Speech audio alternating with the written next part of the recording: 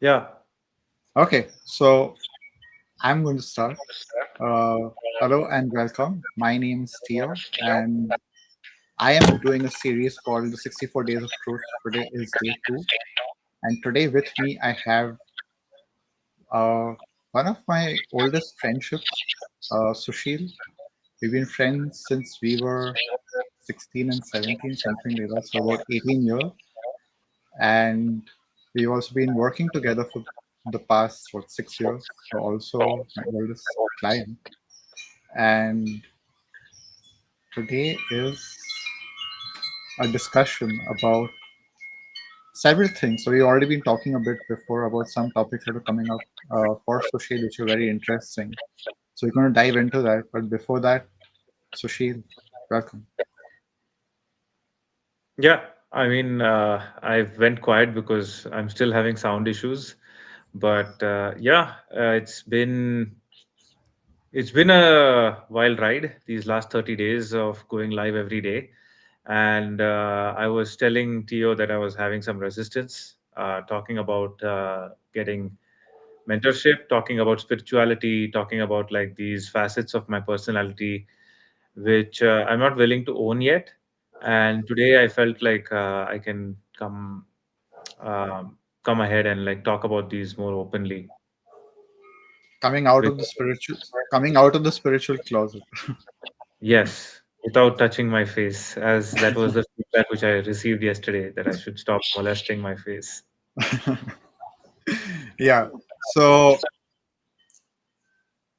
this is a big topic for many people to keep this very uh, core part of ourselves hidden from the world, to not talk about our spirituality, to not even say that we're spiritual people, because there's been so much stigma around it. There's been so much of judgment around being spiritual, because for many people also spirituality and religion is the same, and then people don't want to talk about that openly. And we're supposed to be people who are very logical and very reasonable, and science is the main religion that we can talk about. If you talk about any other religion than science, then you're a bit crazy. So I have been on the spiritual journey for over 10 years now, and I've been talking about it quite publicly. I've also been I was in an apprenticeship for 8 years, training with ayahuasca, psychotherapy, shamanism, spirituality, energy healing, all the crazy woo woo stuff right out there.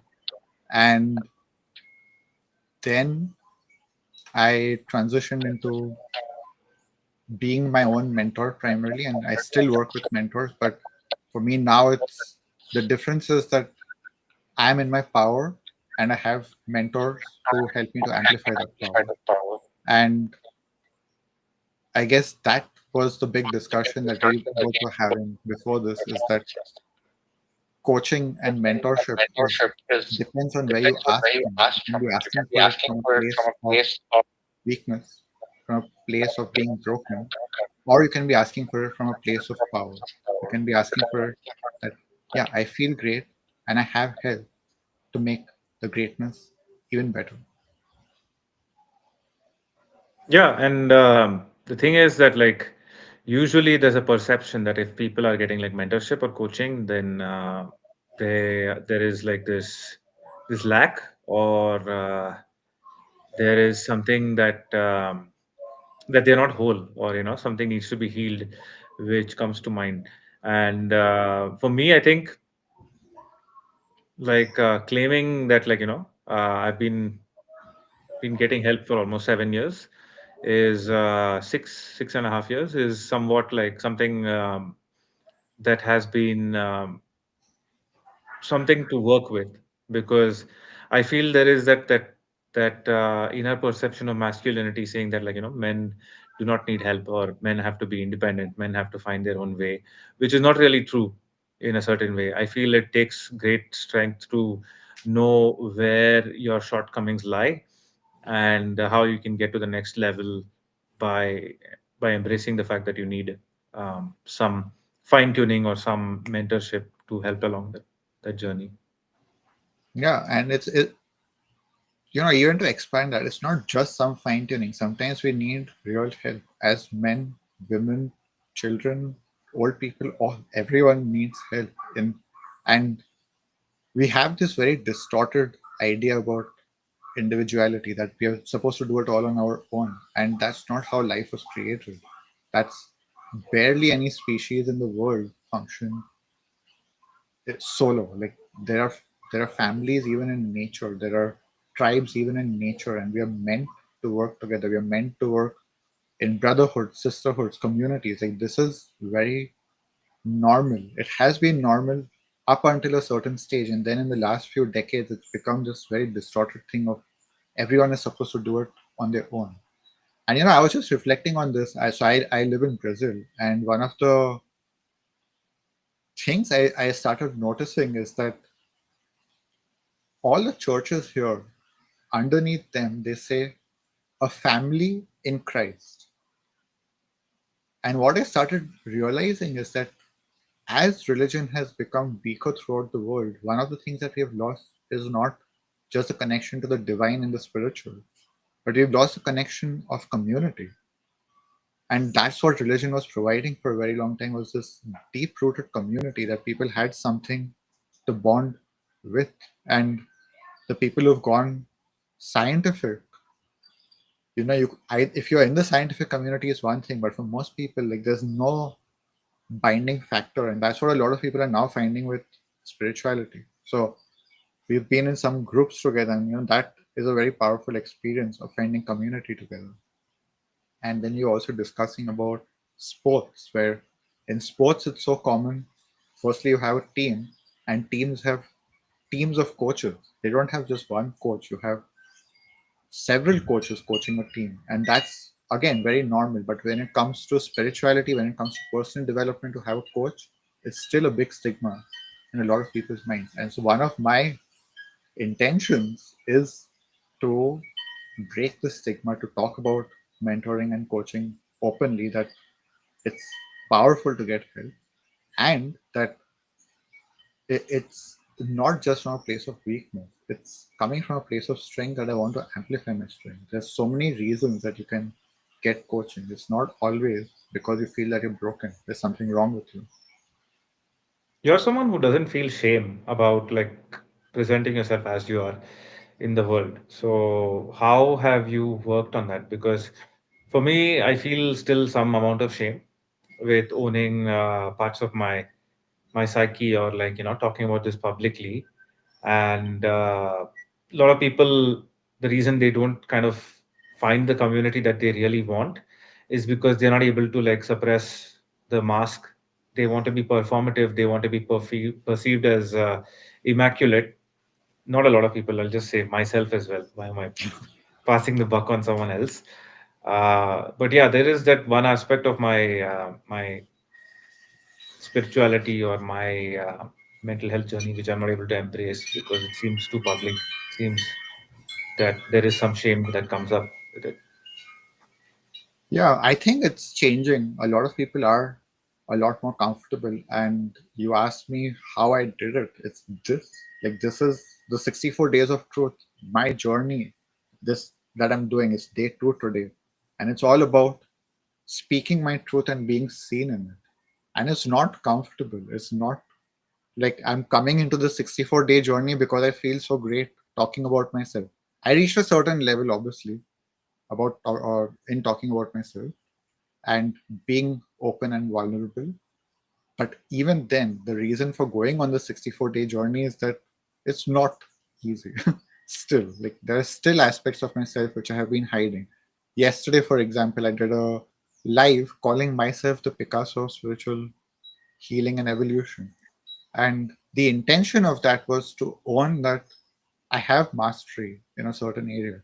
And it's so stigmatized, is so looked as such a negative thing to talk about the things that you are great at, that we are supposed to be this modest, we are supposed to pretend that we are less than what we are supposed to not, we call it bragging, even if it's just a fact. It's like, yeah, I am a master at this, it's a fact. But if you just say it, or you're bragging about yourself, you're self-indulgent, you're self-important, you're self-centered. I shed all of those labels to just truly own that this is who I am. It's just a fact. For me, humility is owning facts. It's not about aggrandizing, it's not about diminishing. Just speaking the truth about who you are as you are. And I've seen you do that a lot in closed spaces. And I think the difference is that now you're coming out and doing it in public, which is a whole different level of discomfort. But it lasts while you're doing it, and then you move on. Then you're like, okay, now it's out there. It's out there. Now I can keep saying it because I have owned it. And I just own it more and more till it just becomes so normal. It's part of my identity now. No, I've been able to own some things this last month, going live every day. It's like owning that I am artistic. Like to own not only that I'm artistic, to own that there are some paintings only I can make. And the thing is that like what became what shattered my illusion about art was that it's not like that a certain painting is good or bad. It's that the frame of reference that is used to perceive that painting is different. And like some people believe that the frame of reference that they use to judge a painting is only realism.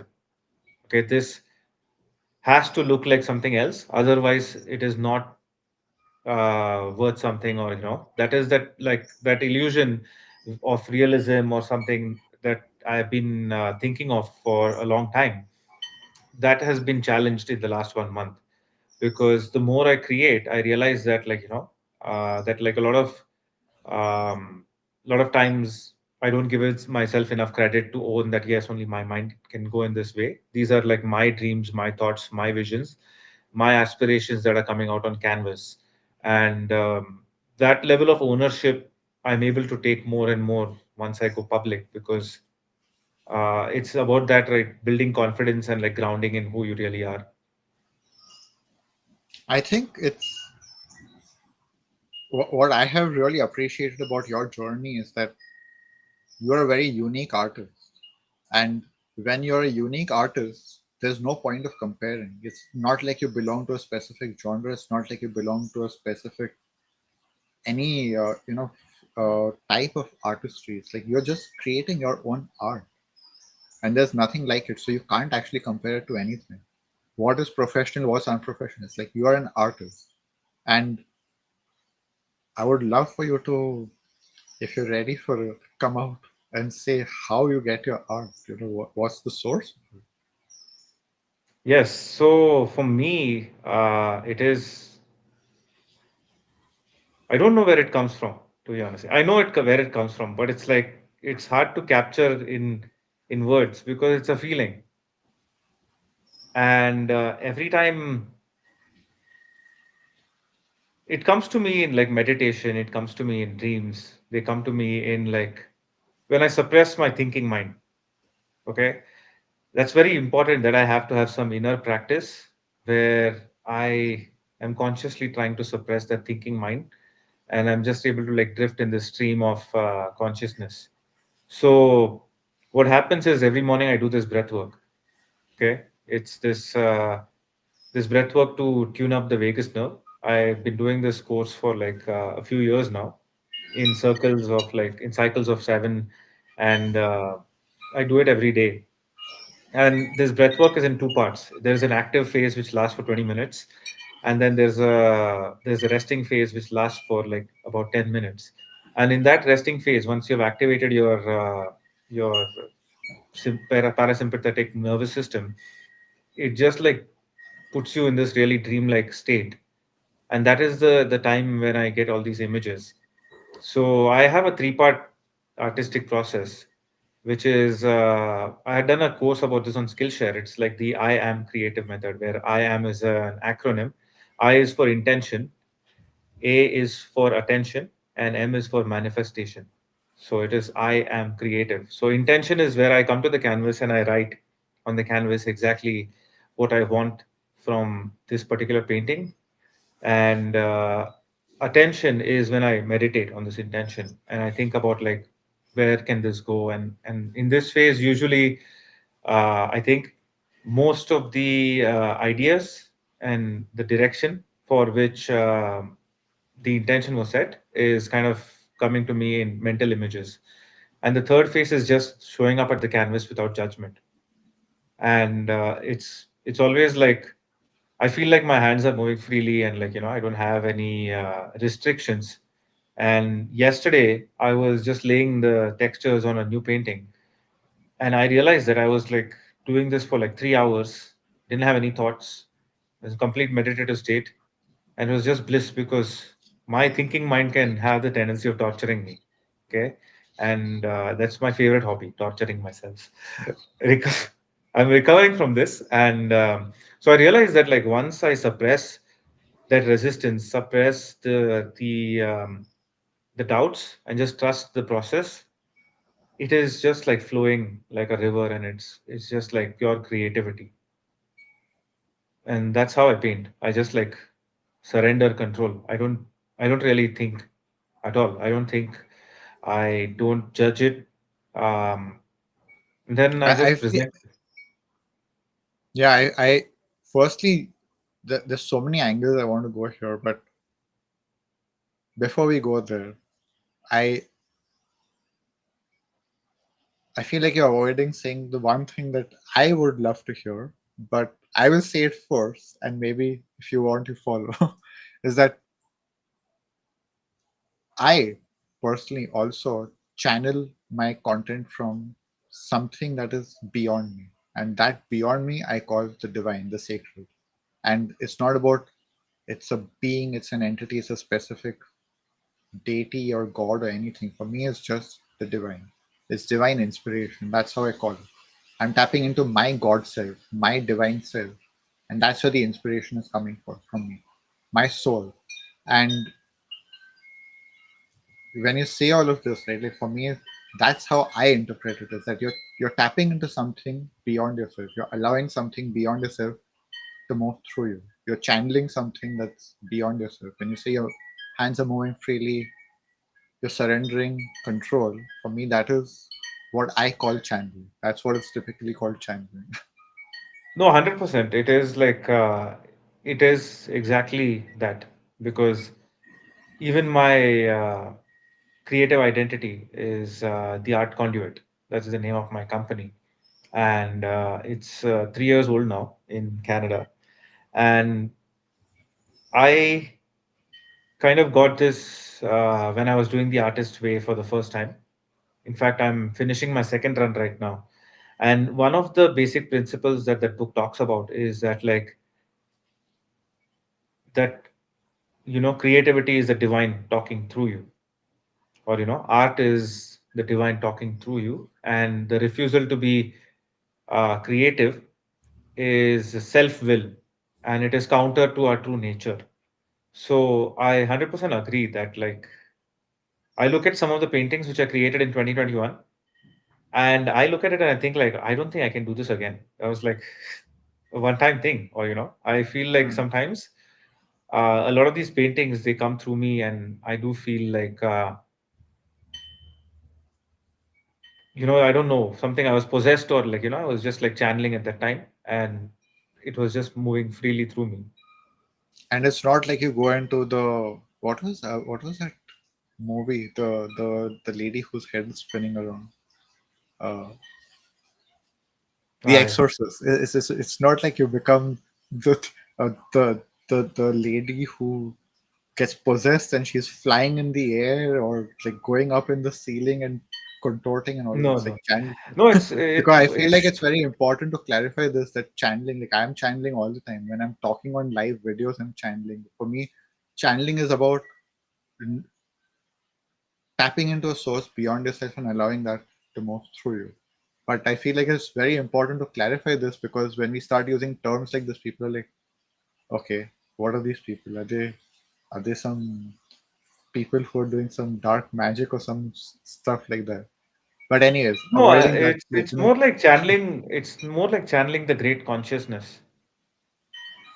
In terms of most of the meditation I do every day is using the same mantra. It is like Hang Sa, which says that like I am that great consciousness, and you are as well, and every person on this planet is that great consciousness.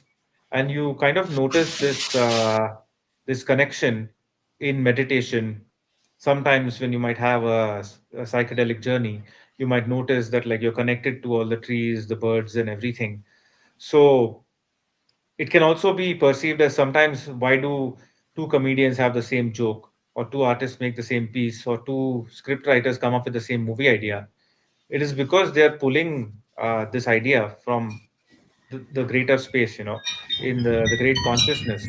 And that is where the channeling comes in. It's like when you suppress your thinking mind and you just like say that, like, okay, today I come to the canvas and let whatever idea which needs to flow through me, and that's what is going to get created today. So, and I won't judge it. If I'm creating because my base state is fear, then the painting will project fear or another emotion. If I'm having joy, then the painting would be like a much happier painting. So it's about like suppressing that expectation that it has to be something. Same with this And life. I when yeah, I was like, exactly, when I was like coming to this, I'm like, oh, people are going to think I'm mental. People are going to think this, that, 10 different things. This guy is calling himself Picasso, and like, imagine if I'm working with him, then I must also be like ridiculously, um, stupid to do that. So that's exactly that, like suppressing that thinking mind and seeing where it can take you. yeah, and just to truly just be who you are, and it doesn't matter what people are thinking. Like, people pleasing has been a big part of both of our journey, and overcoming that, the anxiety that comes with that. And just talking a bit more about channeling, it's like when it happens, you're also very sober. It's not like you become, you're very grounded, you're very sober, you're very stable, and at the same time you're in this very creative space. So for people who want to, I love how you described it, because I feel like this is what true art is. And I know that now you're entering also into the coaching space, teaching people how to be, channel their inner artist. That's how we would frame it, right? It's like people are tapping into that inner artist, because what I saw you do is that when you started painting, you just started painting, and it looked pretty great right from the start. It wasn't like you had this learning process. You never went to art school because you were not mastering some specific technique. You're mastering your expression of art.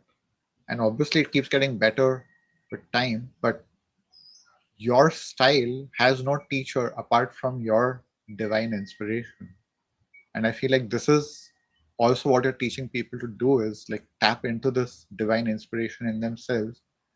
And that is the mastery that you teach, that I teach, is how to get out of our own way and let that inner creator create the life that we Yeah, want to live, the art that we want to express, the message that's coming through us. Because for a lot of people, so for me, my artistry is life, it's mentorship, and it's content, like writing, speaking. When I'm writing and speaking, for me, it's allowing that inspiration to come forward, to come through, and not calculating and having a script. Like I tried doing a script a few times, but for me, the moment I start reading the script, I'm having so many ideas, which there's so much inspiration flowing through. Like I forget that there's a script in front of me, and I just start speaking again. So for me, speaking is part of my channeling, and there are so many different uh, mediums through which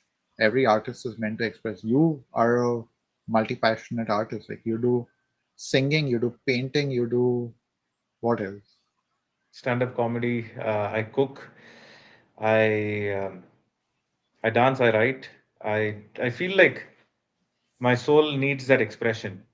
And I was doing stand-up comedy for my first 2 years in Montreal, and there was a lot of anxiety with this art form for me.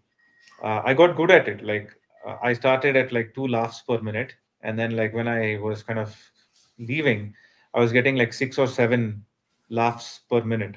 I know it made it into like a statistic thing. I made it into like a computer science thing, but for me, it became a very anxiety invoking thing. And I used to find myself being high all the time when I was creating as a stand up comedian.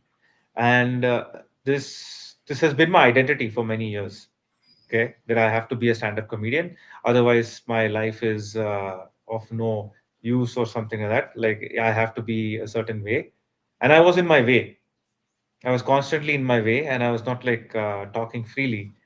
And I have discovered that like these days I find like joy in just like telling a dumb joke to someone, like when I meet them in public or something, or saying something silly, or using my own like personality to make someone laugh rather than some scripted thing. I know someday I would like to go back to stand-up comedy and make a large audience laugh again, but I think now I'm in a phase where I do feel you're right. I don't have to be high, I don't have to be dissociated to create art. I can actually just like get out of my way, come to the canvas, come to the page, and really just express what my soul is craving to express in that particular moment. Yeah, I feel like the anxiety comes from it needing to be liked by others versus the anxiety disappears when it's just about expression. When you truly are in that space where you are connected to your artist, your creator, your channel, and you're just expressing, in a way, for me, it's like the room disappears, the audience disappears. I am just there. It's my voice going out. It's my message going out. It's my art going out. And you actually have that benefit in a way when you're doing painting, for example. It's like if you're not live on Instagram, you get to do it just wherever. If I'm writing a post, I get to do it just wherever. It's when it goes out into the world, then we start having all of this like calculation about, oh, these many people liked it, did not like it, this was whatever, blah blah. But for me, the work has been to truly honor the art. It's more important that I honor the art than how many likes I get, because for me, that's also a game of time. I'm creating a body of work. I'm creating timeless art. So for me, the messages that come through me are not just relevant today, they're relevant beyond time. So if I write it today and it's seen 10 years later also, for me, that's that's what I'm focusing on, is that it's not about it has to be, even if it has to be liked, it doesn't have to be liked now. I am honoring the art by putting it out there, by talking about it, by pushing it forth, and people will see it whenever they're meant to see it, whenever they're ready to see it. For me, that is the trust that I have, is that people will find the messages that are meant for them when they're meant to find them. People will find the art that speaks to them, that activates them when they're meant to find it. It doesn't have to be on my time. It has to be on their time when they are meant to find it. When you said that, what came to mind was that like I had painted something in 2021, okay, and it had a lot of eyes. It had a lot of it was upside down and like straight way forward. Also, it looked like a face, and I think when I was painting it, I must have done it in like 15 minutes or 20 minutes. Okay, really fast. Like I do that. Like I go, sometimes I go really fast and I finish a painting like really quickly. And then at the time, my sister, she said like, what is this? Or like, send me something. It's been almost 4 years, like, or 3 years, I think it was 2022. But like then later, when she saw it again, she had a completely different connection with that painting. She said like, it's like all these faces which you have painted. It's like a self-portrait. Underneath the layers of all these emotions, it's like you can truly see my face coming through the canvas or something like that, or a face coming through that. And that's what stood out to me. It's like the first time you see something, you might not like it. The second time, you might have a different reaction. The third time might be completely different. And that has happened to me in many things, like TV shows which I really liked like 10 years ago. When I rewatch them now, they just like seem like I can't really watch this. And some of them are like timeless, and like, you can keep going back and enjoying them.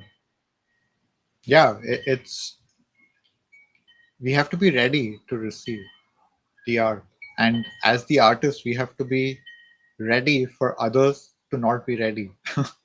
We have to be ready for the world to not be ready. Like there's so many artists that are so ahead of their time and they lose the motivation, they lose the inspiration just because they're not being recognized, because they're not being seen.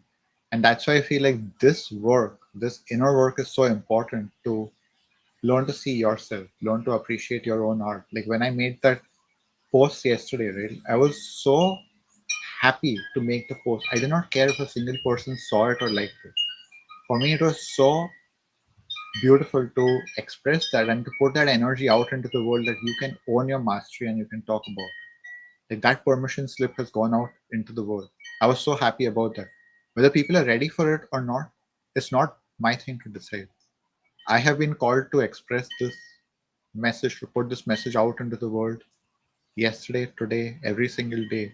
I'm going to honor that because if I go into that game of how much, if my worth depends on how much people like my art, I would not be doing anything and no one would be doing anything. Like people would just be stuck because the first time a lot of people who are ahead of their time just don't get seen. They get rejected, they get cancelled. But it's when you honor, when you value, when you know the worth, you will keep going and the world will follow. That is what for me it's self leadership is that you lead, people will see it eventually. But if you expect people to lead, you're giving them the power. You appreciate it first, and I will follow you. That for me is the death of the artist. The artist needs to lead. So that's why for me, like art and leadership is very connected, and that's also part of my work is like teaching leadership to artists for leading their own lives, for creating their own art, for being the champion of your own art. You don't need to wait for the world to champion your art. You need to be the champion for your art, and then the world will champion it eventually. Yeah, and that the energy also bleeds through, right? If a person goes on stage, like I said this to a comedian like last year, okay? I told him he was telling some jokes on stage, and he asked me, "What did you think?" I told him, "It looks like you also don't find your own jokes funny." He's going on stage, and it seemed like it's like, "Do you want to laugh?" Or the question was Mm. like, it wasn't like, "I found this funny. This is the best stuff ever, and I want to share this with you." That wasn't the energy that was Mm. coming through, and I don't know. I think most people in the Montreal comedy scene don't like me, but that's okay. It's like I went in, I had fun, and I left when I had to leave. That's how I And I felt. and you're a global artist. If Montreal is not your place, people will find you worldwide.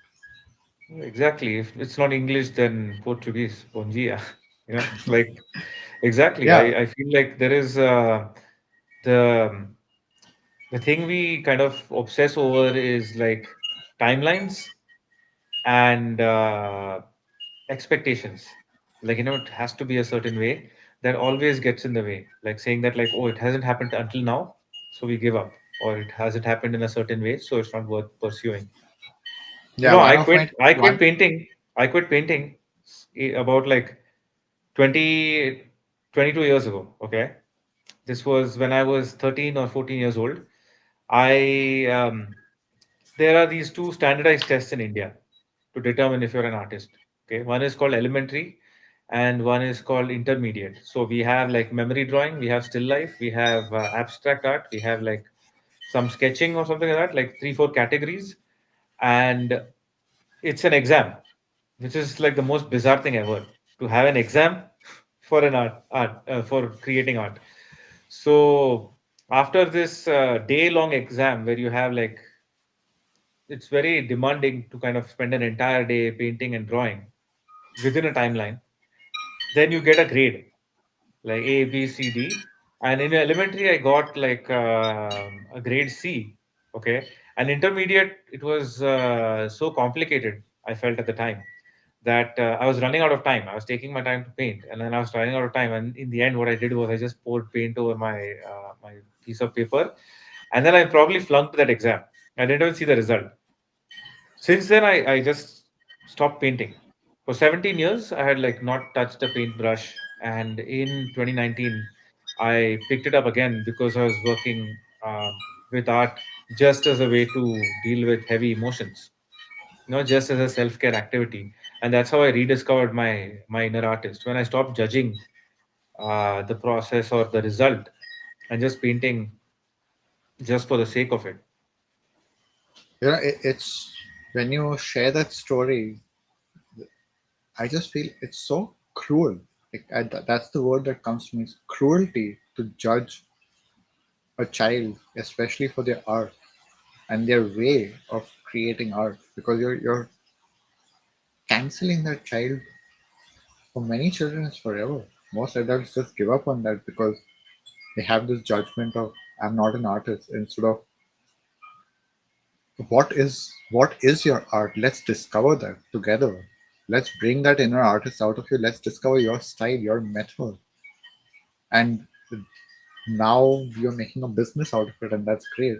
That you're helping people to discover that art and discover what is their way of expression, what's their speed of expression, what's their medium. All of it. It's so painful when children or anyone gets judged for something that's so pure, that's so sacred, that's so unique also. It's like, yeah, what is a standardized test? Who wants standardized art? Like, what shit is that? If I just want the same coconut tree drawn 100 times, I will use a printer. Like in today's day, it doesn't even make any sense with computers. Like if I want standardized art, I just go do it on a computer and I print million copies if I want. Like this, we are in the era of personalization. We are in the era of uniqueness. And now, especially, people need to tap into their unique art because that's the thing is like AI nowadays can create all the art that we want, but it has no soul. It's been created in a second. There's no story to it. There's no energy to it. It can be beautiful. It can be pretty, but it lasts for a second. It's like it's a cheap thrill. It's cheap entertainment. But real art is not just what you see, what you hear, what you taste. It's the energy in it. It's got something living in it. You can actually feel that in your soul. It feeds your soul. Art feeds your soul. So real art feeds your soul not because of how beautiful it is, but it's because of the beauty that it's transmitting, that is expressing, that beauty that that artist has been able to put onto a canvas, into a song. Like for me, music is one of the craziest art. Today I was watching a short video that Spongel put out, and he was doing a tech behind the scenes, and he was showing his panel and his computer and his equipment. I'm like, this guy is a genius. He is standing on a stage and operating all of this while he's high on who knows how many drugs. And on top of that, he's manipulating all of this and creating the best music ever. And it's like there are like thousand things that you have to keep in mind if you try to do it with your mind. But if you're just channeling, which is what he's doing, he's just like, okay, I slide this here, I slide this here. He's like he's creating it as art, not with the mind. If you have to keep track of thousand things with your mind, you will have a stroke very quickly. But this is why like the most genius art is it is very complex, it's very intricate, but it comes from something way beyond. It comes from our higher mind that can operate at that level, at that dimension where it can keep track of everything, not through this small mind that we have that is trying to control everything, but it has this divine synchrony. It has this, it's like an orchestra, whether you're creating a painting and the strokes are coming at the perfect time in the perfect way, and you do tech you on top of that you do textures. For me that was like mind blowing when I saw you are transforming trash into art. Like that is, for me again, it's a whole different level of genius. Yeah, for me, I felt like I didn't realize where this obsession with textures came through. I think it was because of my ex. Yes, I'm Mm. very grateful. Like, I was very sad that my relationship ended with her, and it was like It was like a very dark phase in my life. But like now I see that, like, that woman brought out the artist in me again. Mm. I met her in my life to see that inner artist, because there is this deep longing within me. When I see another artist, right, I feel great joy. When I see another artist, and I'm not thinking, if I'm not like having my own anxiety and like jealousy and like all those emotions, right? My One of my truest joy is seeing someone else's art.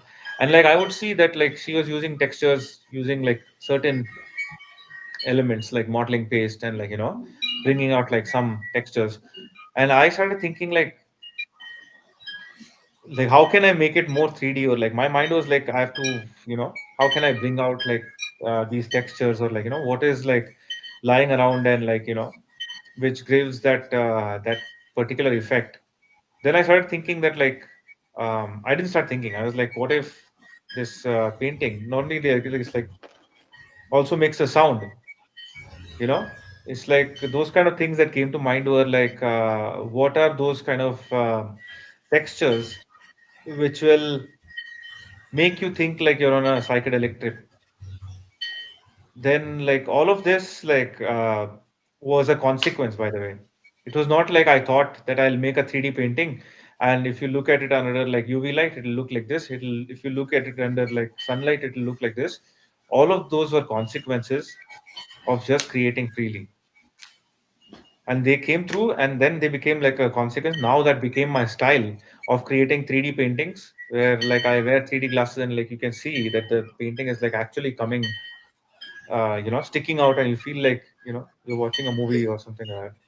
It's crazy. Like, even for me, when I heard the whole concept, like, firstly, you're doing this multi-dimensional art. You have touch, you have visual, you have sound. Then on top of that, it's got different, like, under different lighting, it's different experience. It's 3D. Like, for me, firstly, obviously, like, divine inspiration comes in the most unexpected ways. It comes in the times when we are not looking for it. It's like just this very subtle idea will pop in. It's like, what if I do this? And that just opens the door. If you listen to that super subtle voice, and this is what I teach people to, is like, that's why I used that post yesterday. One stroke. It's like people just keep missing these very subtle messages, and you listen to that one thing and just explodes the arena. It's like, what if I do something with track? What if I do something with lights? And then it becomes your whole style. It's like, wow, that is mind blowing. And there's so much playfulness in it. It's not calculated. It's just like, what if I play with this? What if I do this here? What if I do this there? And if I don't like it, like, let me play a bit more to see how can this be improved? How can this become something magnificent? And for me, this art is invaluable. Like, in my eyes, you can command whatever price you want, because it's a whole new genre of art. It's a whole new way of creating art, and you're a pioneer in that. So for me, it's like the person who sees your art, who feels the energy of your art, who knows and can like feel the soul of your art, and it speaks to them. They would be ready to pay anything for it. Thank you for saying that. It's Yeah, I have to like know how to handle that space, of receiving compliments. It's like immediately I feel like some um, discomfort with receiving compliments, and I'm working on that. And it's true, like I have learned Well, like just this before 30-day before you challenge. Yeah, before you go on, just start with thank you. yeah. It's as simple There's as no, that. Like, there's no we yes and. yeah, it's just thank you. Yeah, it's very tough to even say thank you when we are in that discomfort. We forget that we can even just say something as simple as that. I was there, so I get you completely, and that's why when I interrupted you, because I get you. Especially, I don't. I think it's maybe something even to do with being a man, masculinity. That we have all our emotions so protected that we even block off the good emotions, the praise, the beauty. And for me, that has been one of the biggest gifts. The more I explored my darker emotions and released them, the more I processed and released them, it suddenly opened up the space to feel the beauty, the joy, the love, the gratitude, the appreciation. First for myself. It's like I started appreciating myself. I started feeling love for myself. And that's when I could allow it to come into me. And there wasn't this block anymore. There's no hesitation. It's like, and it almost becomes a bit, uh, I forgot the word for it, but it's like, when someone compliments me several times, I'm like, yes, I know, thank you. Or like, yes, thank you, I know. It's not like, oh, it's taken me by surprise because I have seen my value for, I value myself for. And that has been my teaching, that's been my journey, is that I have had to lead in many areas because that's also what I'm meant to teach people. It's like I had to lead in loving myself. I had to lead in celebrating myself. I had to lead in valuing myself. Instead of waiting for the world to see me and appreciate me and value me, I had to lead because I'm meant to teach that to people too. Is that when you start leading, you're not waiting. And this is, I think, the worst energy I have experienced is waiting. That people are just waiting to be seen, waiting for permission, waiting for appreciation, waiting for likes, waiting for someone to buy their thing instead of being the one who's championing it and selling it. They're waiting that someone will just see them in the remote corner of the world. They're hiding in their cave, and someone will walk up to their cave. They will discover the cave, walk up to the cave, and like their art and buy it.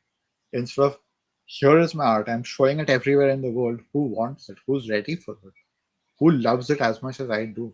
It's like when you lead with that energy, people are going to see you. But if you're in the cave waiting, waiting to be seen, waiting to be seen, waiting to be liked, waiting to be loved, it can go on forever. So for me, one of the most anti-life energies is waiting, and that's been my story. I have been waiting for a long time and getting unstuck from that, becoming the one who's active, becoming the one who's moving myself and the universe and life with me, having that energy of like, yes, I can move life, I can move the universe, I can move the world to see what I see. Let me show the world what I see. Let me show the world beauty through my eyes. This is what I think the most successful artists do, is that they show the world what they see, and then people see it and they're like, wow, that's amazing. Yes, I think the story is very important. Like people, if they, all you have, like let's say it's a dating profile, okay, and all the reference that you have about a person is 5 pictures, and oh, this person is crap or this person is good. That's why I don't like dating apps because they're so one dimensional. You can't really see what is their sense of humor. Is their mind equally messed up as yours, or can they think of the same jokes? Can they dance on the street, or those kind of things? Those like really small details are missing. And I think until now, I was looking at my painting as a picture. Okay, I was only looking at it like first glance. What do people think? Oh, they'll think it's good. They'll think it's bad. But do they see the same thing with, under sunlight, during sunset, UV light, this, that? Those are very important because, like, if you cannot market yourself as like, this is my style, this is my brand, then then I don't think the world, it's not up to the world to come and like, accept it, as you said. Or even It's like I figure it out. understand now. I understand. Like, how do they even figure it out? Like, in the olden days, there were manuals for new equipment. It's like when you had a new computer, it came with a user manual. It's like, this is how you use it. And then you had demos and videos of, oh, this is how you use it. And with your art being so complex, so multidimensional, it's like, If you expect people to just figure it out, they look at your art in one glance and they're supposed to figure it out that, oh, this has got touch, this has got sound, you can actually put lights on it. They have to figure this out. They have to bring the lights themselves. They have to bring their 3D glasses. They have to walk around the world with 3D glasses looking for your art. It's like, no, you have to showcase your art. You have to share the story. You have to share the soul of your art. And for me, that's what I was doing in my life yesterday. It's like, yeah, I this is my mastery. I can wait for people to figure out that I am this genius master who can help them with all the kinds of things, or I can showcase myself and say, look, this is what I can help you with, and this is what I can help you with, and this is what I can help you with. That's what I'm doing even today. It's like, this is very subtle marketing I have been doing about myself also. Like, I'm showing that, yeah, this is what I help people with. I don't wait for them to see me. I'm showing them who I am. And there's a boldness in that, but that boldness comes from honoring yourself. It's like, and honoring the other also. It's like, I want people to receive my gifts. It's not just because I want money from them. It's like, I really want people to benefit from what I have to offer. If if someone has been struggling with anxiety for 30, 40, 50 years, and they meet me, and in 1 week, 2 weeks, 1 month, 2 months, the anxiety is gone forever. No medications, no meditation, nothing. Like, it's just gone. It's done. Why would I not want that person to have it? Of course I want that person to have it. So for me, it's about the motivation. Why are you doing it? And people have, we all have mixed up so many things with these motivations. Like, because there's money involved, so will people think I'm doing it just for money, I'm being greedy, I'm being selfish, this is all about me. If your intentions are true and pure, if you know why you're doing it, doesn't matter what people judge, because the right person will listen to you and they'll get it, and they'll come and they'll pay, and the other people can keep complaining forever, and let them complain.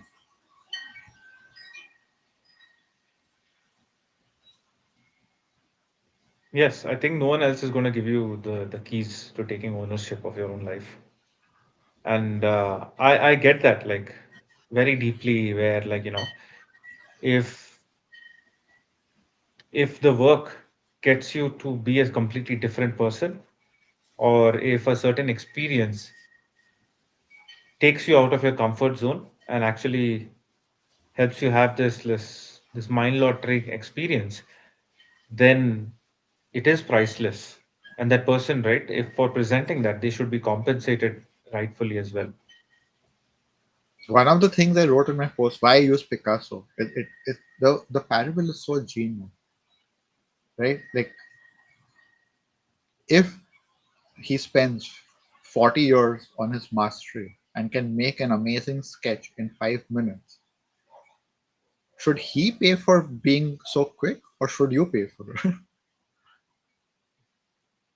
Who should pay for the mastery? It's like, if I can deliver you a life changing insight in 5 minutes, should I be paying for that and charging you very little because I only took 5 minutes, or should you be paying for that because I've saved you years in 5 minutes?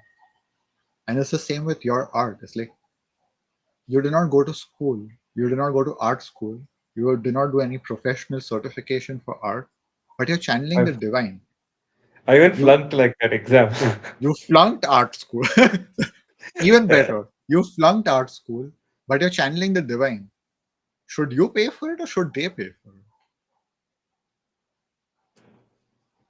If you have the gift to bring the divine onto canvas and make people have a special experience with it, that's what they're paying for.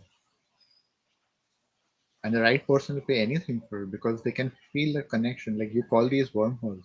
The right person sees the wormhole, they can walk through it into another reality. It activates their creativity, it awakens their soul, it makes them feel things. That is priceless. If you can just have something sitting in your living room all the time, which you can look at, and all of a sudden it just keeps sparking your creativity in your business, in your science, logic, accounting, whatever, you just keep having ideas. It's like, that is priceless. So again, it's for the artist to value their work. But if you think that Well, people have to get it just by looking at it, and if they look at it, it just looks like a little bit of trash that's been put onto a piece of paper. I don't think I can charge more than $10 for it. I'll be so grateful if someone pays me $10 for it. But if you truly value it, it's like, no, this is a piece of divinity in your house, in your hands, which you can touch. I will ask the price that I want, and if you don't want to pay for it, I'll find my buyer, and my buyer will find me. $10 won't even cover the canvas prices, you know. But there are people who will actually make a loss. The point is very true. But there are people who will actually make a loss just because they want to have that validation. And that's exactly what I mean by they are paying the price. In the metaphor, it still works because they are paying the price for being a genius, but not valuing it. If you are a genius and you don't value it, you are paying instead of your client. And learning to value your genius is up to you. Mastering talking about yourself and selling yourself is up to you. And if you don't know that, you can come to me. That's what I help people. I think this is a good place to close. I think this is a good place to close. It's been a great conversation, a long conversation too. And where I would like to close it is I would like to invite anyone who watches this. I'm going, so this is second day of 64. I have 62 more days. And I also want to make this a platform for people to come and express their truth.